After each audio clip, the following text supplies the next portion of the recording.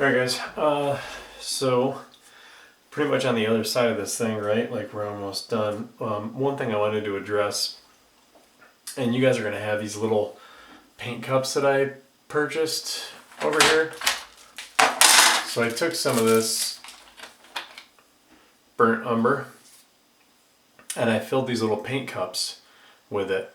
And then I put a little piece of paper towel inside of it to keep it wet.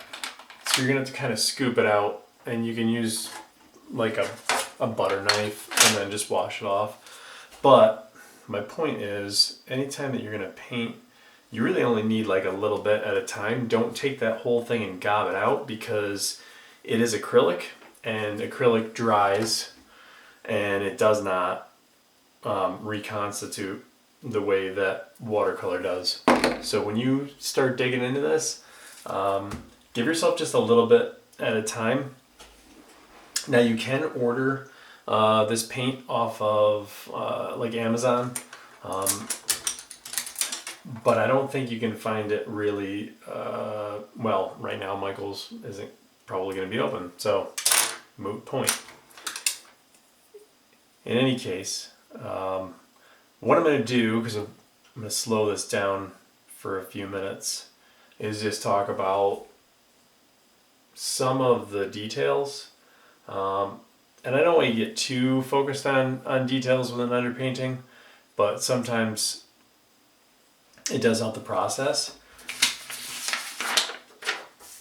And I like to think things through, so my goal is going to be to go through and kind of pick apart some of these areas in the bird, in my cardinal, and then also pick apart some areas around here, because you can see on that grinding wheel I'm really not very detailed right now. And so I might end up speeding this up a little bit, or maybe I'll just go full bore once I get into it, because my biggest thing is I want to be able to show you guys this process, but I also don't want you watching, 5 hours of footage that you just don't really need to watch to understand. And the basic principle is I'm going to choose the brushes that I think are going to be the most effective to take care of a given area. And the best thing to do that is just experience and practice. I think it took me a couple of years to really learn which of my brushes worked the best for an area. For instance, taking a flat brush and cutting an edge with it, going along a line, or using it to pull up the edge of the wings. For a long time when I started painting, I thought the only thing you needed was a round brush, and that was because it's a round brush like this.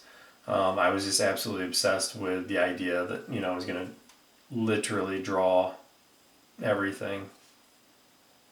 So sometimes I actually have to force myself out of that little nook and go for it. So even though time lapses are great, I don't want anybody under any illusions. This is a significant amount of work regarding time, and some of you might be able to do this in a relatively short period of time, but I don't want you to have that expectation that you're going to go in and get it done. Time lapses, again, they give us this false sense that everything should go quickly. Really what you have to do is kind of go in and just kind of get into mode.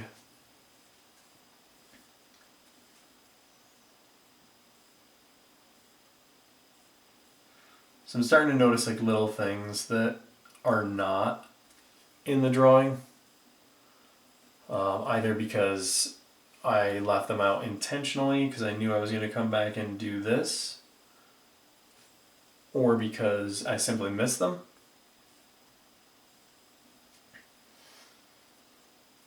And so this little dude's feet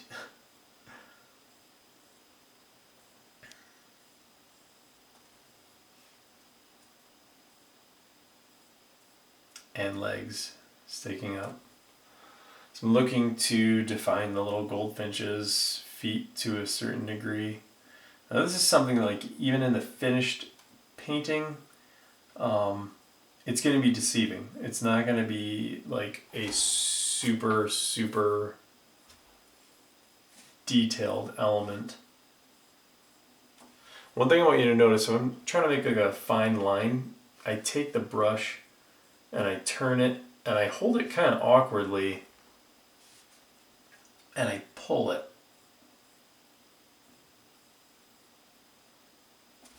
You'll actually see me do that, and you might even see Bach to do something similar when he draws. Everybody's got a different grip that they use on things when they start to get into detail. I think Bach does this weird thing where he takes and like grips over and puts the pencil between his fingers. I can't get a hold on that. Weirds me out. I don't like it.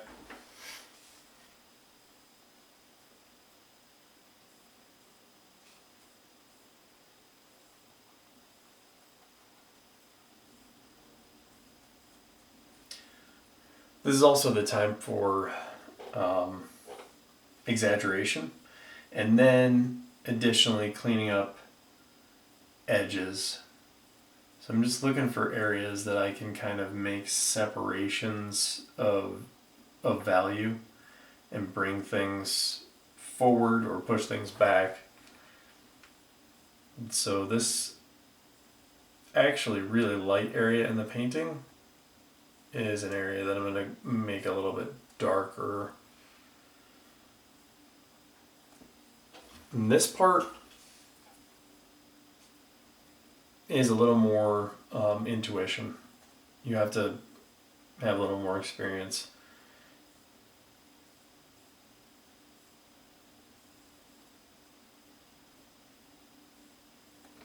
Also remember though, like, you can change that. It doesn't really matter. I mean, like, I can go back in if I make something dark right now. Sorry, I might be sticking my head in here. I might be making something dark right now, get into the painting when I start to transition into my oils and realize that, well, wow, I'm really unhappy with the decision I made. Oils are incredibly forgiving. You just have to be well practiced with it to kind of know what you can do, but hopefully by then we'll be sitting around a table again and I'll be boring you in person rather than on video. Yay!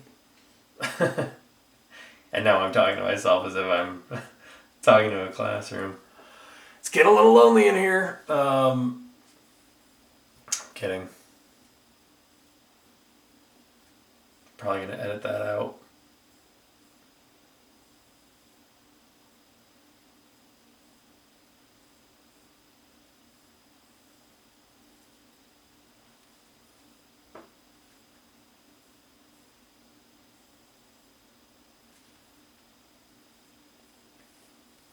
Okay, so let's stop avoiding what I'm avoiding, which is the bird.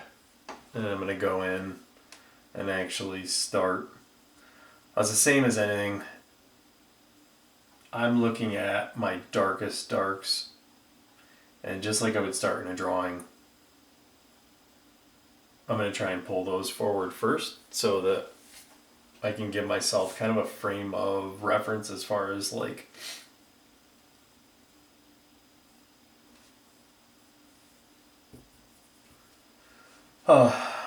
all my value comparisons. So like if I've established my darkest darks and I'm not afraid to hit some of my midtones, and I'll be honest, I shy away from everything just like anybody else. You get that moment where you're like, I don't know what I'm doing. So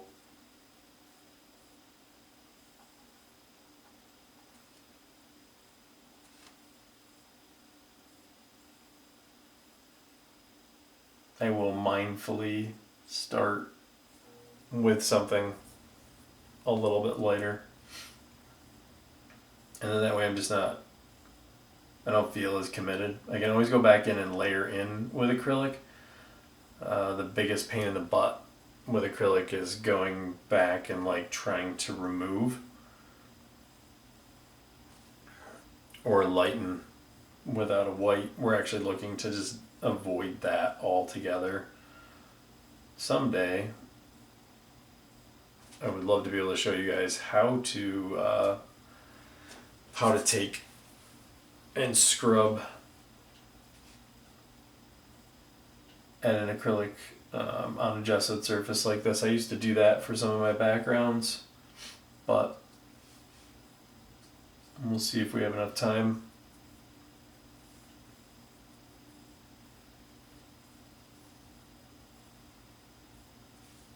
Okay, so I think I'm to the point again where I don't really need you guys to sit here and listen to me.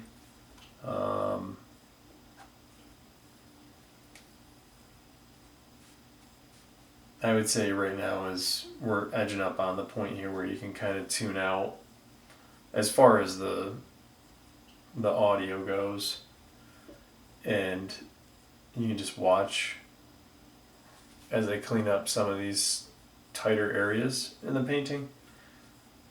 I'm looking to kind of sew this up and be done.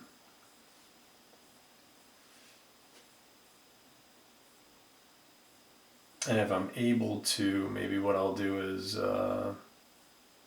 crop in on this so you can see some of the detail work. And it doesn't have to be like super crazy, right? Because you're going to paint back over it, but you just want to have an idea of where it is that you're headed when you get into the oils. Alright, so I'm going to shut up. I'm going to go back to maybe speeding up and time-lapsing a little bit.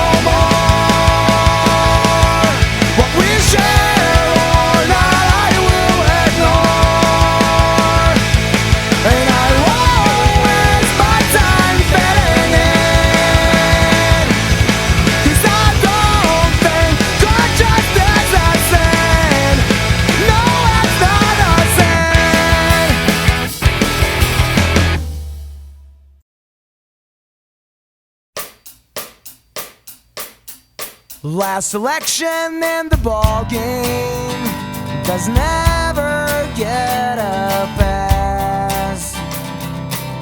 Not appreciated, just his first name. He's the scapegoat of the class. There are no friends to cheer him up, and no girls, no sweet romance. And it's impossible to expand when you never get a second chance. Do you know who's that guy who's all alone? Do you care enough to see he's in pain and misery? He's not going to the school prom. He said he had the flu. Trumped up excuses as he told Mom, I'm safer here with you. She told her son someday they'll all be sorry for mistreating you. Don't be afraid, my son, and trust me, you'll be someone they will look up to.